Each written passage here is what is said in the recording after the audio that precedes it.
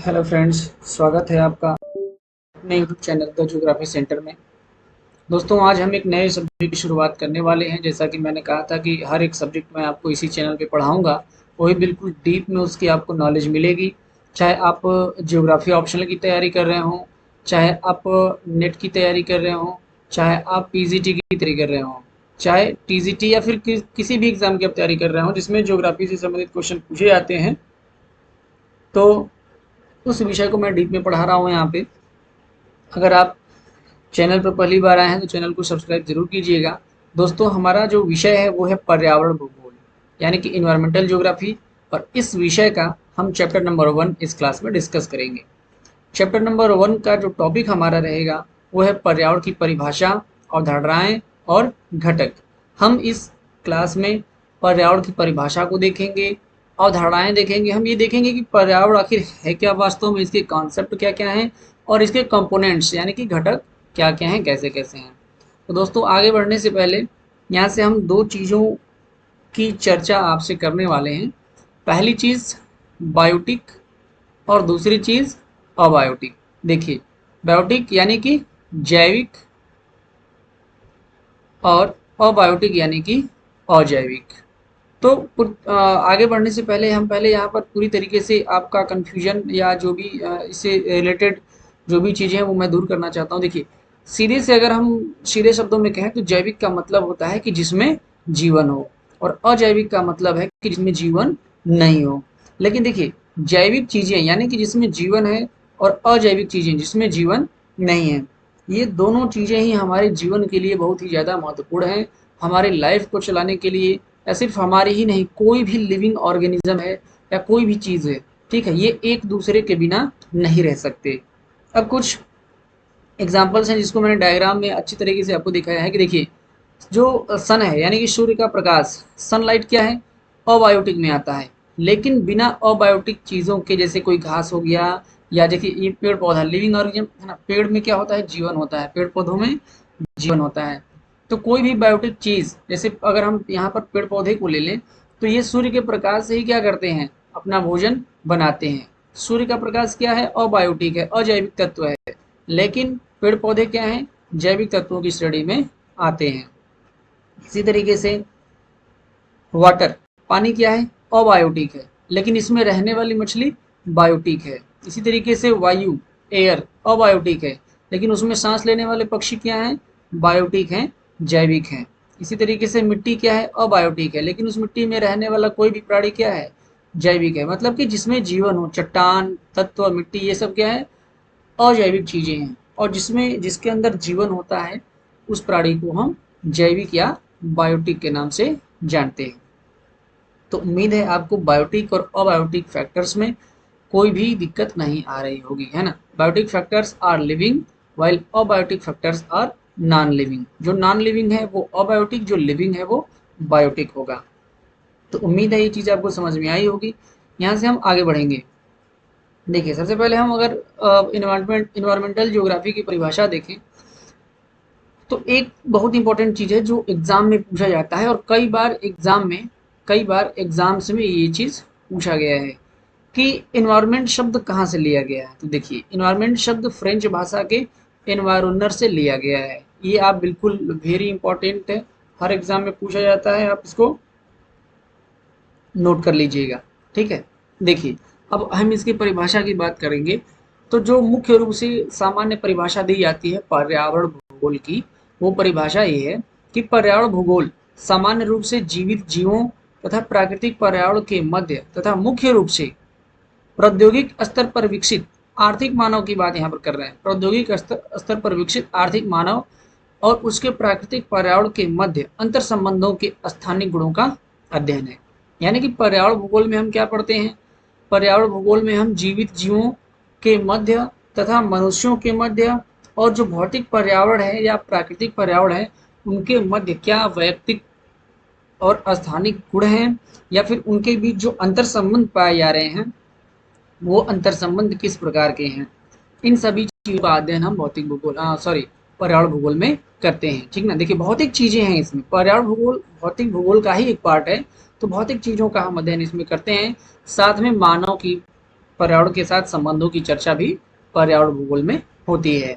देखिए, पर्यावरण उन सभी जैविक और अजैविक घटकों का जटिल युग्म है जिनसे मानव घिरा हुआ है। बिल्कुल सिंपल परिभाषा अगर आप देखें तो एक कोई यहाँ पर व्यक्ति है या कोई मानव है, ठीक है, इसके आसपास जो भी चीजें हैं, जो भी बायोटिक या अबायोटिक फैक्टर्स इसके आसपास हैं, इनसे इस मानव का संबंध जिस प्रकार से है, या ये मानव या मानव ही नहीं, कोई भी प्राणी, ठीक है, जिस अपने कोई भी प्राणी जो भी जैविक और अजैविक घटकों से घिरा हुआ है, उन सभी अजैविक और जैविक घटकों को, यानी कि इस पूरी चीज को क्या हम बोलते हैं, पर्यावरण बोलते हैं। क्लियर है? देखिए, अब हम यहाँ से बात करेंगे कि एक विद्वान हुआ करते थे हैविट, और उनके एक और साथी थे एफ के हेयर।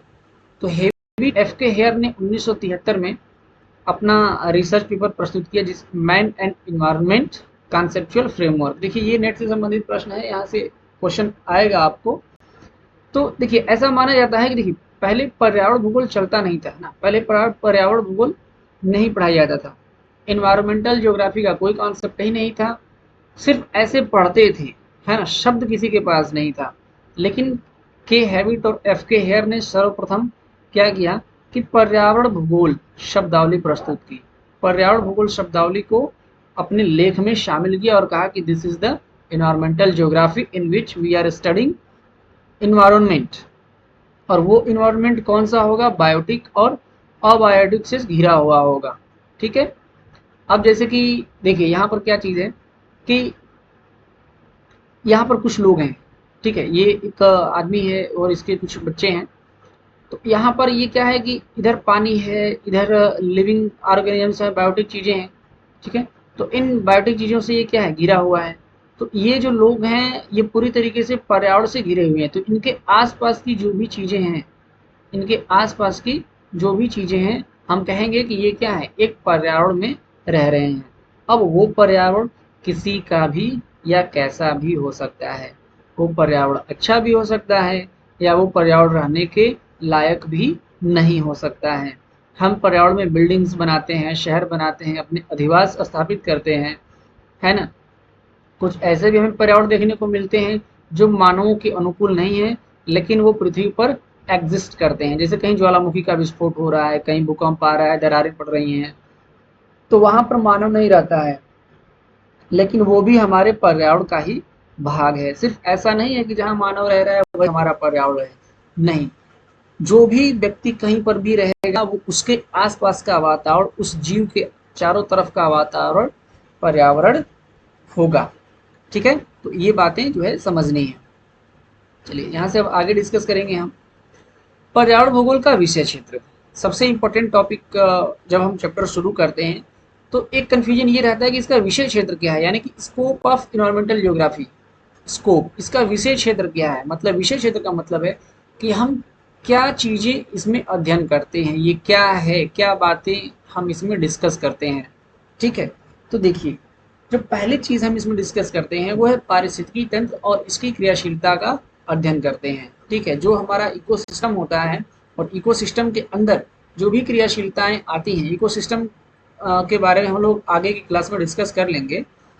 तो इकोसिस्टम है ना, जो एक पर्यावरण में रहने की सभी जीवों की एक व्यवस्था होती है, और उसी व्यवस्था के अनुरूप कोई भी पर्यावरण चलता है, जिसको हम इकोसिस्टम कहते हैं। तो पारिस्थितिकी तंत्र और इसकी क्रियाशीलता का अध्ययन हम पर्यावरण भूगोल के अंतर्गत करते हैं। दूसरा, कालिक पारिस्थितिकी कालिक पारिस्थितिकी परिवर्तन का अध्ययन भी हम करते हैं। ठीक है, कालिक परिस्थिति का मतलब होता है कि देखिए, यानी कि यहाँ पर टाइम से रिलेटेड बात कही जा रही है कि टाइम के अनुकूल जो भी इकोलॉजी चेंज होती है, ठीक है, टाइम के इकोलॉजी अकॉर्डिंग जो भी इकोलॉजी चेंज हो रही है, या जो भी हमारा पर्यावरण चेंज हो रहा है। अब होता कैसे है, तो देखिए यहाँ पर समझिए, जैसे यहाँ पर हम इवोल्यूशन की बात करते हैं कि कोई भी जीव का इवोल्यूशन कैसे हो रहा है, और या फिर कोई पौधा हो गया, ठीक है, कोई पौधा हो गया, उस पौधे का विकास कैसे हो रहा है, उससे दूसरे पौधे का विकास कैसे हो रहा है, उससे अगले तीसरे पौधे, यानी कि हम हाइब्रिडाइजेशन से इसको समझ सकते हैं, है ना। हाइब्रिडाइजेशन जब होता है तो हम ये समझते हैं कि एक पौधे से दूसरे प्रजाति का पौधा कैसे विकसित हो रहा है।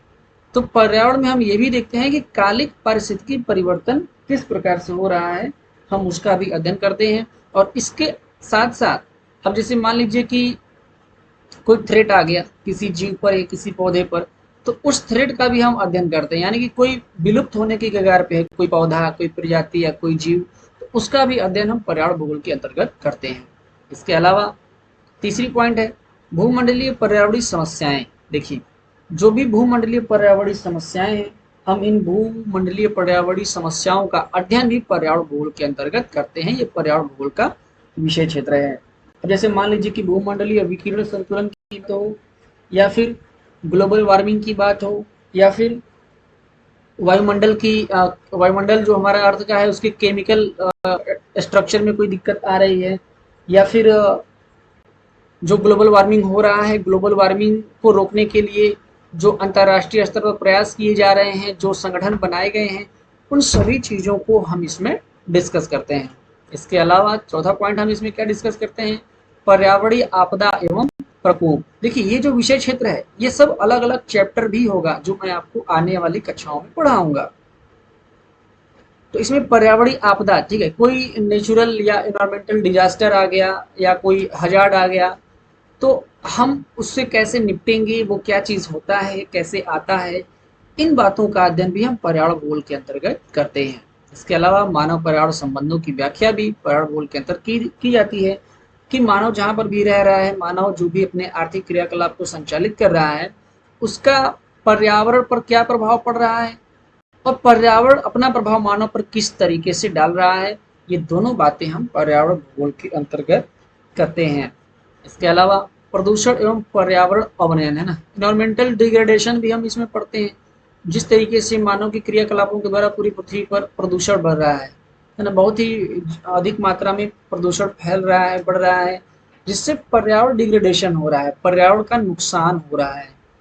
तो ये भी हम डिस्कस करेंगे कि कैसे क्या होता है। इसके अलावा पर्यावरण प्रबंधन, है ना, इन्वायरमेंटल मैनेजमेंट, अगर पर्यावरण का नुकसान हो रहा है तो हम उसको ठीक कैसे करेंगे, वो कौन कौन से कदम होंगे जो हम उठाएंगे जिससे हमारा पर्यावरण बचेगा, सुरक्षित रहेगा।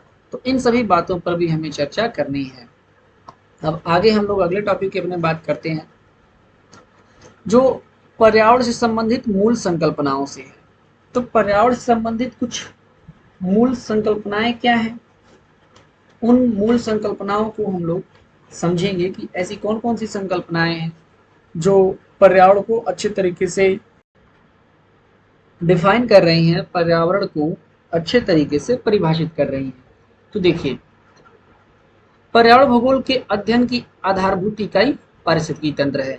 यानी कि जब हम पर्यावरण भूगोल का अध्ययन करेंगे तो उसका बेसिक स्ट्रक्चर, जो बेसिक यूनिट होगा वो इकोसिस्टम ही होगा। तो इकोसिस्टम में क्या क्या चीज़ें होती हैं, कौन कौन सी बातें होती हैं, वो एक एक पॉइंट हम लोग डिस्कस करेंगे।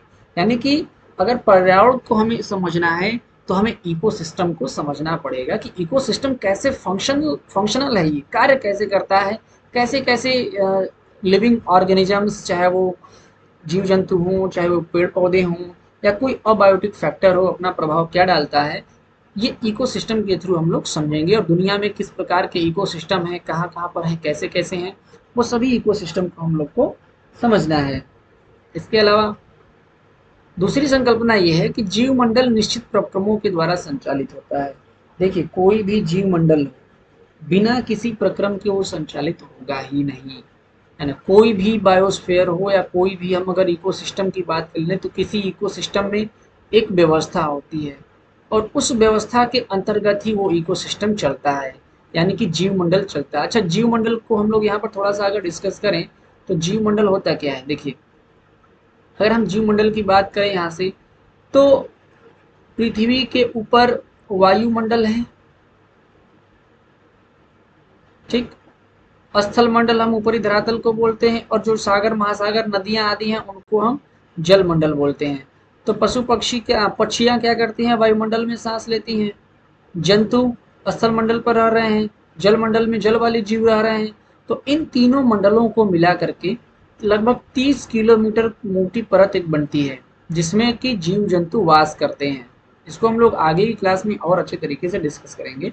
तो ये 30 किलोमीटर का दायरा, ये 30 किलोमीटर का जो दायरा होता है, ये वायु, स्थल और जल, वायु, स्थल और जल, ये तीनों मिला करके 30 किलोमीटर का दायरा बनाता है जिसमें जीव रहते हैं। और इस मंडल को, यानी कि 30 किलोमीटर के दायरे वाले इस मंडल को हम जीव मंडल या जैव मंडल के नाम से जानते हैं, बायोस्फीयर के नाम से जानते हैं। इसके अलावा पृथ्वी के पदार्थों का निर्माण, अनुरक्षण, विनाश तथा पुनर्निर्माण होता रहता है। देखिए, पृथ्वी पर जो भी चीजें उपस्थित हैं उनका निर्माण हुआ है, उनका अनुरक्षण यानी कि वो पृथ्वी पर बचा हुआ है, उनको बचाने का प्रयास किया जा रहा है, या वो ऑटोमेटिक पर्यावरण के द्वारा रह रहे हैं। और उनका फिर विनाश भी होगा, ऐसा नहीं कि वो रह रहे हैं तो उनका विनाश नहीं होगा, उनका विनाश होगा और पुनर्निर्माण होगा, फिर से उनका निर्माण होगा, फिर से अनुरक्षण होगा और फिर से विनाश होगा। ये पर्यावरण की एक सबसे महत्वपूर्ण और मूल संकल्पना है कि देखिए, जिस भी पदार्थ का निर्माण पृथ्वी पर हुआ है कुछ टाइम के लिए वो रहेगा, तो फिर उसका विनाश हो जाएगा, फिर उसी पदार्थ का, सेम थिंग का पुनर्निर्माण फिर दोबारा से वापस होगा। इसके अलावा चौथा पॉइंट अगर हम डिस्कस करें कि भौतिक और जीवी प्रक्रम एकरूपतावाद के नियमानुसार संचालित होते हैं। देखिए, एकरूपतावाद का नियम सबसे पहले जेम्स हटन महोदय ने दिया था, और एकरूपतावाद का नियम ये कहता है कि देखिए, ऐसे सभी प्रक्रम, एकरूपतावाद का नियम ये कहता है, एकरूपतावाद के नियम को किसने दिया था? जेम्स हटन महोदय ने दिया था। ठीक है, जेम्स हटन ने दिया था। और एकरूपतावाद का नियम ये कहता है कि देखिए, जो भी प्रक्रम आज चल रहे हैं, जो भी प्रक्रम आज चल रहे हैं, ये अतीत में भी चल रहे थे, यानी कि पास्ट में भी चल रहे थे। हाँ, ये बात अलग है कि ये धीरे चल रहे थे, या हो सकता है कि आज धीरे चल रहे हों और पास्ट में ये तेज चल रहे होंगे। लेकिन जो प्रक्रम पास्ट में चल रहे थे वही आज चल रहे हैं, और हो सकता है कि वो धीमे चल रहे थे, आज तेज चल रहे हों, या ये भी हो सकता है कि वो प्रक्रम आज धीमे चल रहे हों और अतीत में तेज चल रहे थे। ठीक है, तो इन्होंने कहा कि कोई भी भौतिक या जीवी प्रक्रम है वो एकरूपतावाद के नियम के अनुसार ही संचालित होता है। अगली बात क्या है कि देखिए, प्राकृतिक पर्यावरण तंत्र होम्योस्टैटिक प्रक्रिया के द्वारा संचालित और निर्देशित होता है। होम्योस्टैटिक प्रक्रिया देखिए क्या है? होम्योस्टैटिक प्रक्रिया ही किसी भी प्राकृतिक पर्यावरण तंत्र को चलाता है। ठीक है, अच्छा, अब होम्योस्टैटिक क्या होता है? देखिए, पर्यावरण में अगर कोई भी दिक्कत आ रही है, कोई भी बात अगर पर्यावरण में हो रही है, कोई भी घटना अगर पर्यावरण में घट रही है ना, जैसे मान लीजिए कि कोई चीज इसका खराब हो गया, तो कोई भी लिविंग ऑर्गेनिज्म क्या करता है ना कि किसी भी पर्यावरण में अपने को रहने के लिए एडॉप्ट कर लेता है, मतलब कि उस पर्यावरण को अडॉप्ट कर लेता है, खुद को उसके अनुकूलित कर लेता है ना। Body of living organisms can regulate their internal system by adaptation. Homeostatic प्रक्रिया क्या होती है कि कोई भी लिविंग ऑर्गेनिज्म की जो बॉडी होती है वो अपने इंटरनल सिस्टम को, मतलब कि अपने शरीर की आंतरिक चीजों को क्या करती है? चेंज करती है, रेगुलेट करती है और पर्यावरण को अडॉप्ट करती है। अगर ऐसा नहीं होगा तो चूंकि पर्यावरण बदलता जा रहा है, हमने अभी ऊपर पढ़ा कि पृथ्वी के पदार्थों का निर्माण, अनुरक्षण, विनाश होता है, तो अगर ये पर्यावरण चेंज नहीं हुआ तो भी दिक्कत वाली बात है, अर्थात कि इसको चेंज होते रहना पड़ेगा। और body keeps us cool by shooting, जैसे अब देखिए बात क्या है कि जैसे हमें पसीना, हमें बहुत गर्मी होती है, गर्मी के दिनों में अगर मान लीजिए कि हमें बहुत ज़्यादा गर्मी हो रही है तो हमारे बॉडी से पसीना क्या होता है? स्वेट बाहर निकलता है। ठीक, अगर हमें बहुत गर्मी होती है तो पसीना बाहर निकलता है, पसीना बाहर निकल जाता है और उससे हमारी बॉडी को रिलैक्सेशन फील होता है, हमारी बॉडी उससे ठंडी होती है। इसी तरीके से ठंडी के दिनों में जब हमें ठंड लगती है, हम कांपते हैं, तो हमारी बॉडी शेवरिंग करती है ना, कांपते हैं तो हमारी बॉडी क्या करती है? शेवरिंग करती है, कांपने लगती है, और हम अपने समस्त अंगों को सिकोड़ना चालू कर देते हैं। सिकोड़ने से क्या होता है? हमारे बॉडी का क्षेत्रफल कम हो जाता है और हमें ठंडी कम महसूस होती है। तो ये एक सर्वाइवल मैकेनिज्म है। होम्योस्टैटिक प्रोसेस एक सर्वाइवल मैकेनिज्म है जिसके द्वारा कोई भी प्राणी, कोई भी ऑर्गेनिज्म सर्वाइव करता है एनवायरनमेंट में। अगली बात, जैविक और अजैविक घटकों में परस्पर संबंध होता है। देखिए, हमने अभी आपको आगे की ये चीज़ बताई है कि देखिए, जो भी जैविक और अजैविक घटक हैं, यहाँ पर हमने आपको डिस्कस किया था कि जितने भी जैविक और अजैविक फैक्टर हैं, है ना, बायोटिक और अबायोटिक फैक्टर हैं, ये आपस में एक दूसरे से क्या होते हैं?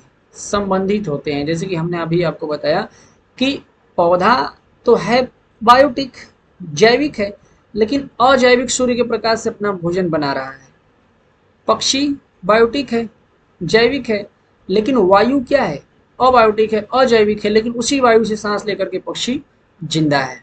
तो बायोटिक और अबायोटिक में परस्पर घनिष्ठ संबंध होता है, तो इस बात को हमें याद रखना है। इसके अलावा पर्यावरण की विविधता और जटिलता ही पर्यावरण को स्थिर रखती है। ये बहुत इंपॉर्टेंट टर्म है, बहुत महत्वपूर्ण संकल्पना है कि देखिए, पर्यावरण की विविधता अगर डाइवर्स नहीं होगा हमारा इन्वायरमेंट, और कॉम्प्लेक्स नहीं होगा, जटिल नहीं होगा, तो हमारा पर्यावरण फिर स्थिर नहीं रह पाएगा। अब कहने का मतलब है कि एक चीज से ये समझिए कि अगर पर्यावरण में एक ही व्यक्ति हो, कोई एक ही समुदाय हो, तो फिर वो पर्यावरण की सारी चीज़ों को धीरे धीरे करके ख़त्म कर देगा, और धीरे धीरे हमारा पर्यावरण क्या हो जाएगा, ख़त्म हो जाएगा। लेकिन अगर पर्यावरण में बहुत सारी चीज़ें हैं, तो ये सभी चीज़ें एक दूसरे से इंटरकनेक्टेड होती हैं, और ये चीज़ें एक दूसरे से जब इंटरकनेक्टेड होती हैं, तो इतनी जल्दी ये इनका नुकसान नहीं होता, इतनी जल्दी ये ख़त्म नहीं होती हैं, और जिससे हमारा पर्यावरण स्थिर रहता है। अगर ये चीज़ें खत्म हो गई तो हमारा पर्यावरण क्या होगा, फिर स्थिर नहीं रह पाएगा और जीवन संभव नहीं होगा।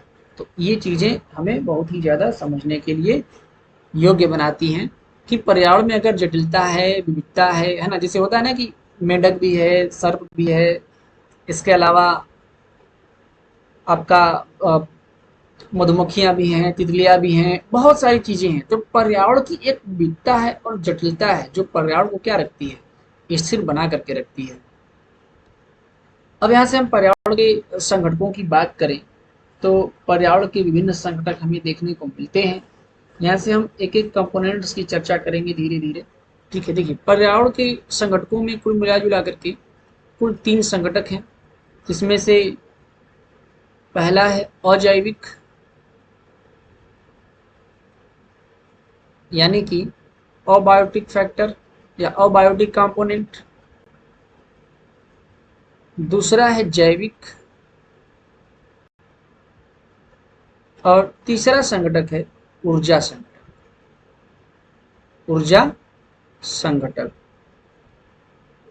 तो ये बात हमें ध्यान में रखनी है। अब हम यहाँ से पहला बात कर लेते हैं अजैविक कंपोनेंट की या अबायोटिक कंपोनेंट की। अजैविक को हम भौतिक कंपोनेंट के नाम से भी जानते हैं। हम इसे भौतिक कंपोनेंट या फिजिकल कंपोनेंट या भौतिक संगठक के नाम से भी जानते हैं। भौतिक संगठकों में 3 प्रकार की चीजें आती हैं। पहला स्थल मंडल,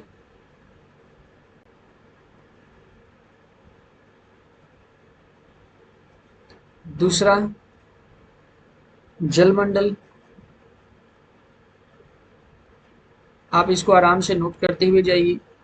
तीसरा वायुमंडल।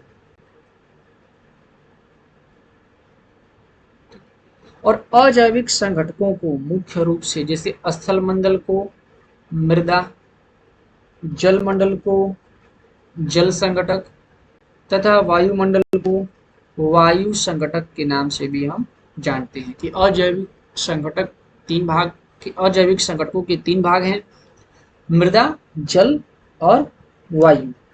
ठीक है, इसमें से स्थल मंडल क्या करता है, रहने के लिए स्थान देता है ना, ये हमें वास स्थान उपलब्ध कराता है। जैसे कि इसमें आपका पर्वत, पठार, मैदान, चट्टान, खनिज आदि हो गया। देखिए, ये 2 प्रकार से चीजों की सहायता करता है। पहला कि रहने के लिए स्थान दे रहा है, और दूसरा उनके खाने के लिए या उनके जीवन के क्रियाकलाप को चलाने के लिए खनिज भी प्रदान करता है, या भोजन भी उनको प्रदान करता है ना। फसलें वगैरह कहाँ होती हैं, स्थल मंडल पर ही होती हैं। अब बात अगर हम जल मंडल की करें, तो जल मंडल इस पर्यावरण का, इस घटक का बहुत ही महत्वपूर्ण तत्व है, जिसके अंतर्गत महासागर, नदियाँ, झील, ये सारी चीजें आती हैं, और इसी के द्वारा जंतु जगत और पादप जगत का जीवन संभव हो पाता है। अगर हम बात करें वायुमंडल की, तो वायुमंडल में सौर ऊर्जा, प्रकाश, तापमान, ये सब गैसें सम्मिलित होती हैं, ये सारे तत्व होते हैं। और वायुमंडल में सबसे महत्वपूर्ण चीज O2 यानी कि ऑक्सीजन की उपस्थिति से सभी जीव क्या करते हैं, सांस ले पाते हैं। तो अगर पर्यावरण में से अजैविक घटकों को निकाल दिया जाए तो हमारा पर्यावरण पर्यावरण नहीं रहेगा, बल्कि वो खत्म हो जाएगा, नष्ट हो जाएगा, वो रह नहीं पाएगा। इसके बाद अगर हम बायोटिक कंपोनेंट की बात करें, अगर हम जैविक संगठक की बात करें, तो जैविक संगठकों में भी बहुत सी चीजें होती हैं, उसको हम चर्चा कर लेते हैं। तो जैविक संगठकों में सबसे पहले क्या आ गया? पौधे, जीव जंतु, पौधे, जीव जंतु।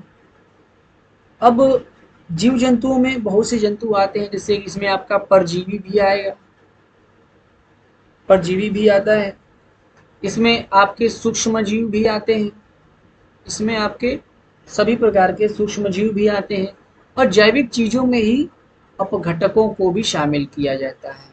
तो इसमें अपघटक भी सम्मिलित होते हैं, यानी कि डिकम्पोजर भी सम्मिलित किए जाते हैं। क्लियर है? इसमें बहुत सारी चीजें। अब हम अगर ऊर्जा संगठकों की बात करें, तो ऊर्जा संगठक में एकमात्र आता है कौन? सौर ऊर्जा, सौर ऊर्जा। तो ऊर्जा संगठक में सौर ऊर्जा जैसी चीज आती है, क्योंकि सौर ऊर्जा सूर्य क्या है? समस्त पृथ्वी पर ऊर्जा का एकमात्र स्रोत है। ऊर्जा का एकमात्र स्रोत क्या है पूरी पृथ्वी पर? सूर्य है। तो ये तीन संगठक हो गए, जिसमें कि अजैविक घटक, जैविक घटक और ऊर्जा संगठक। ये तीनों पर्यावरण के प्रमुख संगठक हैं, जिनसे पर्यावरण चलता है। बिना इनके पर्यावरण की कोई भी कॉन्सेप्ट या कोई भी अवधारणा शामिल नहीं होगी। तो ये बात आपको बिल्कुल ध्यान में रखना है। अब यहाँ से हम बात करेंगे पर्यावरण के प्रकार की, कि पर्यावरण के कितने प्रकार होते हैं। तो देखिए, पर्यावरण के मुख्य रूप से तीन प्रकारों को जाना जाता है। फर्स्ट है नेचुरल इन्वायरमेंट, यानी कि प्राकृतिक पर्यावरण। प्राकृतिक पर्यावरण के अंतर्गत वे सभी जैविक एवं अजैविक तत्व शामिल हैं जो पृथ्वी पर प्राकृतिक रूप में पाए जाते हैं, जो पृथ्वी पर प्राकृतिक रूप में पाए जाते हैं, यानी कि जो नेचुरल है, जिसको मानव ने नहीं बनाया है, जिसमें मानव का कोई हस्तक्षेप नहीं है। इसमें ताप, दाब, पेड़ पौधे, समस्त पेड़ पौधे, इसके अलावा इसमें जीव, समस्त जीव जंतु, सूक्ष्म जीव से लेकर के बड़े जीवों तक या बड़े जंतुओं तक सब कुछ, जीव जंतु, मिट्टी, तो जितनी भी चीजें हैं, ठीक ना, वो नेचुरल इन्वायरमेंट में आती हैं। कोई भी चीज आप देख लीजिए जिसमें मानव का हस्तक्षेप नहीं है, वो नेचुरल इन्वायरमेंट होगा, प्राकृतिक पर्यावरण होगा। दूसरा आता है मैन मेड इन्वायरमेंट, ऐसा इन्वायरमेंट जिसको मानव ने स्वयं विकसित किया है, ठीक है, जो कि आर्टिफिशियल है, मानव ने, इंसान ने खुद उसको बनाया है। इसमें क्या क्या चीजें आएंगी?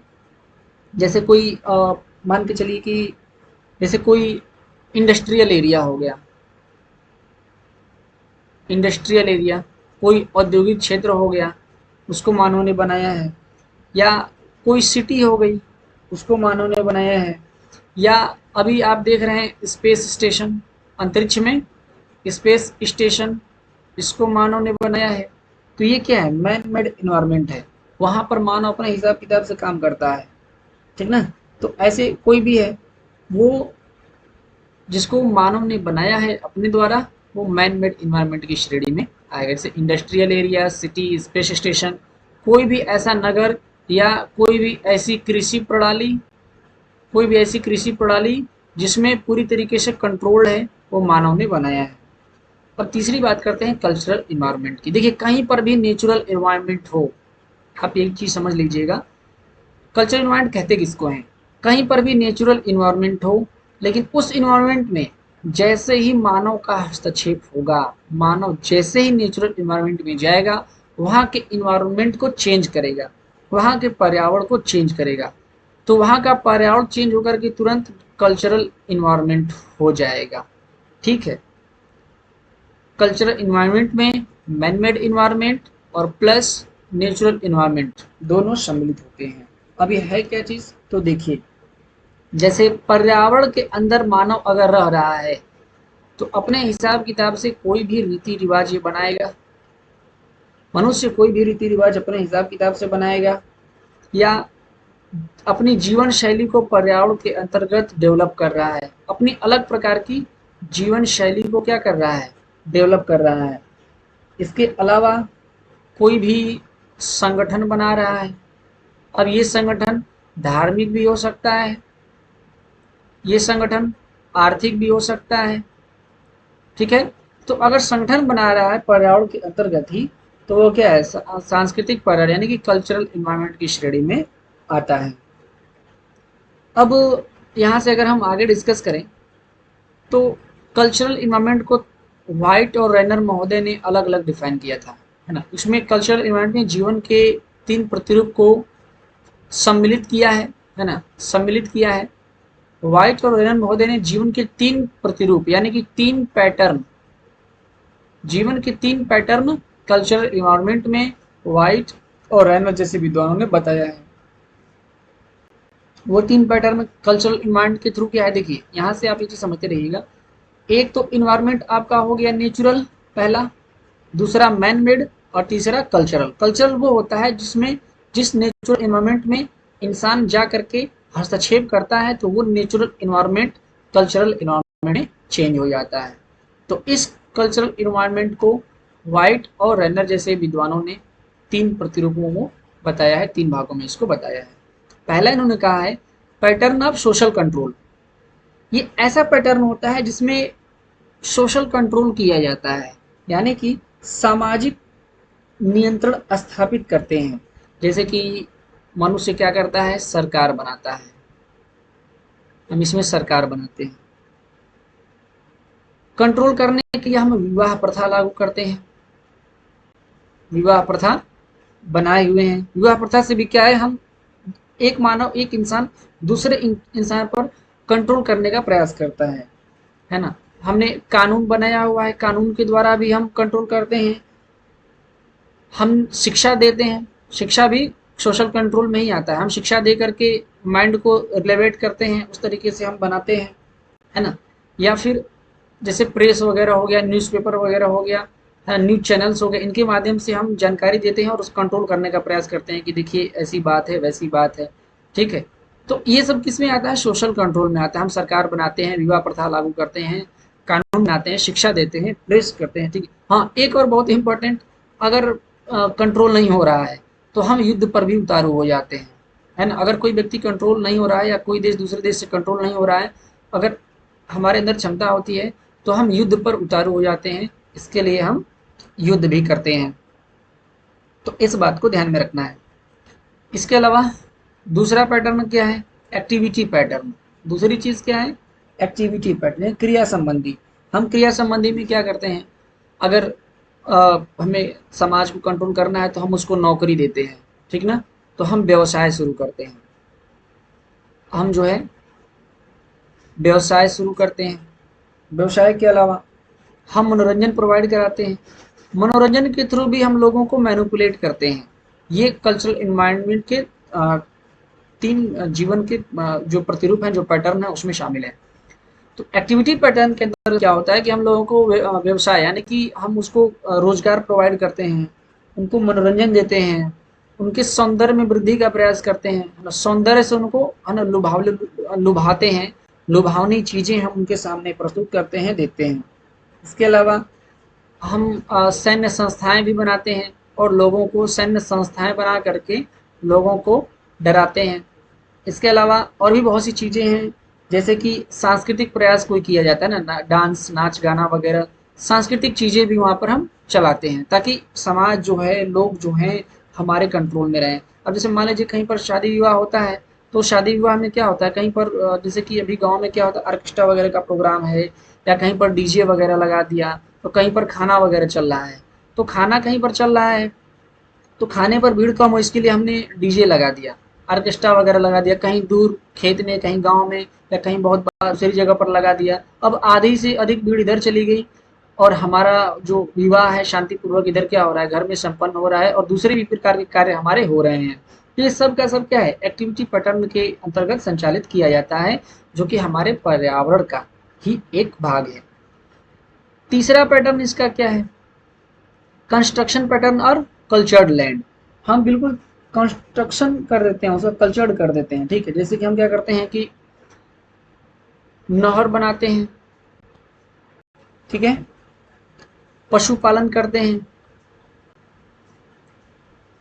कल्चर्ड कर देते हैं जमीन को हम, कल्चर यानी कि हम सांस्कृतिक रूप में चेंज कर दिए, बस्तियां बनाते हैं। अब कोई व्यक्ति किसी ग्रामीण बस्ती में जाएगा तो उसको सिटी से अलग माहौल मिलेगा।